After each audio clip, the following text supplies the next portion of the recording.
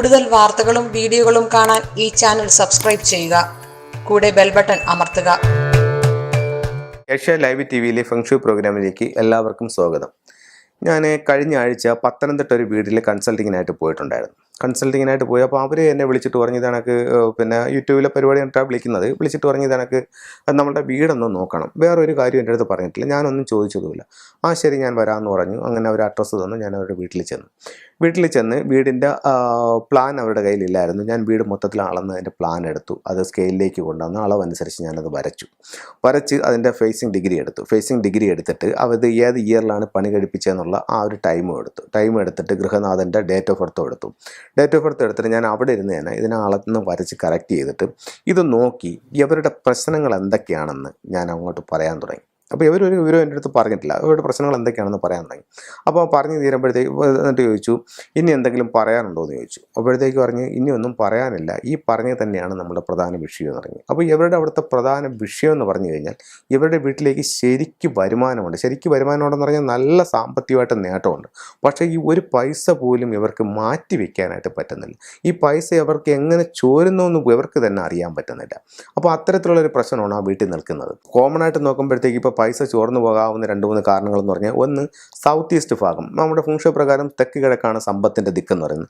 ആ തെക്ക് കിഴക്ക് ഭാഗത്ത് എന്തെങ്കിലും തരത്തിലുള്ള ബുദ്ധിമുട്ടുണ്ടോ? ഇല്ല, അവിടെ ഒരു ബുദ്ധിമുട്ടുമില്ല. അവിടെ നല്ലൊരു ബെഡ്റൂമാണ് ഇരിക്കുന്നത്, അതിന് അറ്റാച്ച്ഡ് ആയിട്ടൊരു ടോയ്ലറ്റും ഇല്ല. അപ്പോൾ തെക്ക് കിഴക്ക് ഭാഗം ഇതാണ്. തെക്ക് കിഴക്ക് ഭാഗത്ത് മിസ്സിംഗ് ഉണ്ടോ? ഇല്ല, വീട് സ്ക്വയർ ആയിട്ടാണ് ഇരിക്കുന്നത്. അപ്പോൾ തെക്ക് കിഴക്ക് ഭാഗത്ത് മിസ്സിങ്ങും ഇല്ല. അങ്ങനെ നമ്മൾ ഞാൻ നോക്കുമ്പോഴത്തേക്ക് അടുത്തത് കന്നിമൂല ഭാഗത്ത് എന്തെങ്കിലും ഓപ്പൺ ആയിട്ട് കിടപ്പുണ്ടോ? കന്നിമൂല ഭാഗത്ത് ഓപ്പൺ ഉണ്ടെങ്കിൽ നമ്മുടെ വാസ്തുപ്രകാരം അവിടെ വെൽത്ത് നിൽക്കില്ല എന്നുള്ളതാണ്. അപ്പോൾ കന്നിമൂല ഭാഗത്ത് ഒരു ബെഡ്റൂമാണ്. അപ്പോൾ അവിടെ രണ്ടും കുഴപ്പമില്ല. വീടിൻ്റെ പ്രധാന വാതിലിൽ എവിടെയെങ്കിലും ബുദ്ധിമുട്ടുണ്ട്, അവിടെ എങ്ങും ഒരു ബുദ്ധിമുട്ടില്ല, സ്റ്റാറുകളൊന്നും വന്നിട്ടില്ല. അങ്ങനെ ഇവരുടെ വീടിൻ്റെ ഓരോ റൂമുകളും നമ്മൾ ചെക്ക് ചെയ്ത് പോകുമ്പോഴത്തേക്കും എല്ലാ വീട്ടിലും നല്ല 3 വാട്ടർ സ്റ്റാറും നല്ല 3 മൗണ്ടൻ സ്റ്റാറും എല്ലാ വീടുകളിലുമുണ്ട്. അപ്പോൾ ഇത് യഥാക്രമം 8, 9, 1 ഇത് നല്ല 3 മൗണ്ടൻ സ്റ്റാറാണ്. അതുപോലെ നല്ല 3 വാട്ടർ സ്റ്റാറാണ് 8, 9, 1. അപ്പം ഈ വാട്ടർ സ്റ്റാർ നല്ല രീതിയിൽ ആ വീട്ടിൽ കിട്ടിയിട്ടുണ്ട്. ആ വീട്ടിൻ്റെ എൻട്രൻസിലൊക്കെ നല്ല 8 എന്ന് പറയുന്ന നല്ലൊരു വാട്ടർ സ്റ്റാർ കിട്ടിയിട്ടുണ്ട്. അപ്പോൾ ശരിക്കും വെൽത്ത് വരുന്ന, എൻട്രൻസിൽ 8 വരികയാണെങ്കിൽ ശരിക്കും വെൽത്ത് വരുന്ന വീടാണ്. അത് അവർ പറയാതെ തന്നെ നമുക്കറിയാൻ പറ്റും. നമ്മൾ ഇത് ഫ്ലൈങ് സ്റ്റാർ എടുക്കുമ്പം അവരുടെ പ്രശ്നങ്ങൾ എന്താണെന്ന് അവരുടെ ചോദിക്കേണ്ട, നമുക്ക് ഇത് എടുത്തിട്ട് നമുക്ക് അവരുടെ അടുത്ത് പറയാൻ പറ്റും. അപ്പോൾ ശരിക്കും പൈസ വരുന്ന വീടല്ലേ? ശരിക്കും പൈസ വരുന്ന വീടാണ് സാറേ, അത് ശരിയാണ് എന്ന് പറഞ്ഞ് അവരങ്ങ് നിർത്തി. അപ്പോൾ ഞാൻ അടുത്ത ഓരോന്നിങ്ങനെ നോക്കിയപ്പോൾ വാട്ടർ സ്റ്റാർ എല്ലാം ഉണ്ട്, പക്ഷേ നല്ലൊരു മൗണ്ടൻ സ്റ്റാറും ആ വീട്ടിലില്ല. നല്ലൊരു മൗണ്ടൻ സ്റ്റാർ എന്ന് പറയുന്നത് 8 ഒരു ബെഡ്റൂം എടുക്കുമോ, 9 ഒരു ബെഡ്റൂമോ, 1 ഒരു ബെഡ്റൂമോ, ഇതൊന്നും അവിടെ വന്നിട്ടില്ല. ഈ 3 സ്ഥലത്തും അവിടെ ബെഡ്റൂം വന്നിട്ടില്ല. അപ്പോൾ ആ വീട്ടിൽ എത്ര രൂപ വന്നാലും അവിടെ നിൽക്കില്ല, അതിൽ യാതൊരു രക്ഷയുമില്ല. കാരണം ആ രീതിയിൽ ആ വെൽത്ത് അവിടെ ലോസായി പോകുന്നുണ്ട്. അപ്പോൾ അതാണ് അവിടെ പ്രശ്നം. ഇത് പൈസ നിൽക്കാത്തതിൻ്റെ പ്രധാന കാരണം എന്ന് പറയുന്നത് നല്ല മൗണ്ടൻ സ്റ്റാർ ഇല്ല. ഈ നല്ലൊരു മൗണ്ടൻ സ്റ്റാറിൽ അവർ കിടന്നു കഴിഞ്ഞാൽ അവർക്ക് അവിടെ ഉറപ്പായിട്ടും മാറ്റം ഉണ്ടാകും.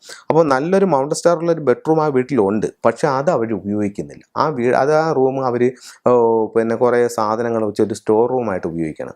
അപ്പോൾ ഞാൻ പറഞ്ഞു നിങ്ങളുടെ കാര്യം ചെയ്യും, ഈ റൂം എടുക്കും, ഈ റൂം എടുത്തിട്ട് ഈ റൂം വൃത്തിയാക്കിയതിന് ശേഷം നിങ്ങൾ ഈ റൂമിലോട്ട് കിടക്കും, ഈ റൂമിലോട്ട് കിടക്കാൻ നിങ്ങൾക്ക് ഉറപ്പായിട്ടും മാറ്റം ഉണ്ടാവുമെന്ന് പറഞ്ഞു. എന്നിട്ട് ഞാൻ അത്യാവശ്യം ഫംഗ്ഷനായിട്ട് ചില ടൂൾസൊക്കെ പറഞ്ഞു കൊടുത്തു. അപ്പോൾ ആ ഒരു റൂം ഉപയോഗിക്കുമ്പോൾ തന്നെ അവരുടെ ലൈഫിൽ ചേഞ്ച് ഉണ്ടാവാൻ തുടങ്ങും. കാരണം എന്ന് പറഞ്ഞു കഴിഞ്ഞാൽ നല്ല മൗണ്ടൻ സ്റ്റാറിൽ കിടക്കുമ്പോഴത്തേക്ക് നമുക്ക് ബന്ധങ്ങളെല്ലാം നല്ല രീതിയിൽ പോവും, നല്ല സാമ്പത്തികം ഉണ്ടാവും.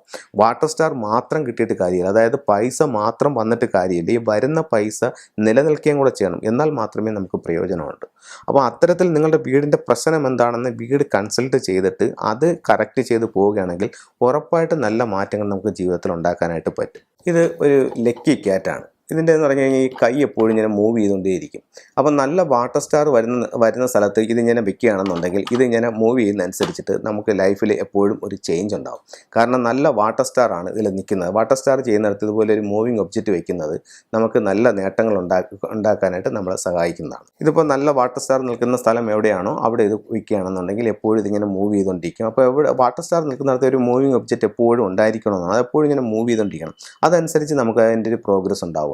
ഇത് നമുക്ക് വെൽത്ത് സാമ്പത്തികമായിട്ട് നേട്ടം ഉണ്ടാവാനായിട്ടുള്ള ഒരു നോട്ടാണ്. പണ്ട് നമ്മൾ ഉപയോഗിച്ചിരുന്ന 1000-ൻ്റെ ഒരു നോട്ടായിട്ടുള്ള കണക്കാണ്. ഇത് നമുക്ക് ക്യാഷ് ബോക്സിൽ വയ്ക്കുമ്പോഴത്തേക്ക് ശരിക്കും വെൽത്ത് നമ്മളിലേക്ക് വരുമെന്നാണ്. ഇതിനകത്ത് നല്ല സിമ്പിൾസൊക്കെ അവർ ചെയ്തിട്ടുണ്ട്.